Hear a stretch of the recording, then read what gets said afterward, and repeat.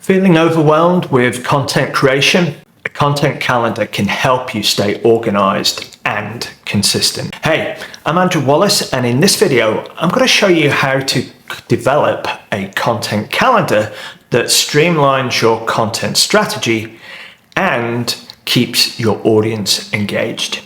A content calendar is a valuable tool for planning and organizing your fitness content. It helps you maintain consistency, ensures you cover a variety of topics, and allows you to plan ahead for holidays and special events. And a well-planned calendar can save you time and reduce stress.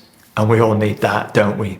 Now, of course, there are various tools you can use to create a content calendar. Google Calendar, for example, is simple and easy to share. Trello offers a visual board layout that's great for team collaboration.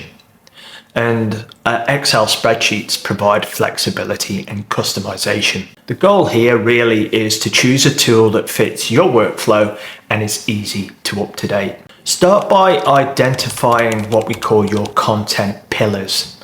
These are the main topics that align with your brand as well as your audience interests. So for the fitness business, this might include workouts, nutrition advice, client success stories, and of course, fitness tips. Now, these pillars will guide your content creation and ensure you cover all essential areas. Determine how often you're going to post content. This could be daily, it could be weekly, it might even be bi-weekly, depending on your capacity and audience preferences. Plan a mix of content types because that way it helps keep your audience engaged. So for example, you might post workout videos on Mondays, nutrition tips on Wednesdays, and client testimonials or case studies on Fridays. Make sure to include special dates and events in your content calendar. I personally like to plan content around holidays, such as Valentine's, Christmas, Thanksgiving, fitness challenges, and of course, any promotional periods that I have coming up. This helps you stay relevant and take advantage of seasonal opportunities. So as I say, examples might be create a New Year fitness challenge or a summer workout plan to align with your particular audience's goals. Batch content creation, because that can save you time and ensures you always have content ready to go.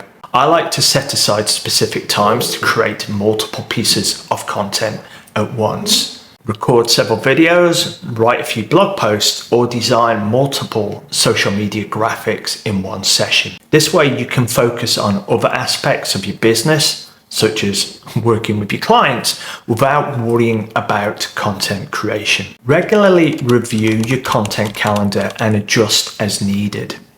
It's not a done once and left thing. So analyze the performance of your posts and listen to audience feedback. If certain content types perform better, consider incorporating more of those. Stay flexible and be willing to tweak your calendar to improve engagement and results. And don't be afraid to run successful pieces again and again. By developing a content calendar, you can stay organized and consistent with your content strategy. Remember, consistency is key. If you need help creating your content calendar, or if you have any questions, as always, please feel free to contact me. I'm here to help you succeed. And remember, a well-planned content calendar is and should be the backbone of your marketing strategy. So start planning today and keep your audience engaged. Thanks for watching, and don't forget to subscribe to my channel for more videos just like this. Stay tuned for more tips and strategies to help you grow your fitness business. Until then, keep pushing forward and stay committed to your growth. I'll see you next time.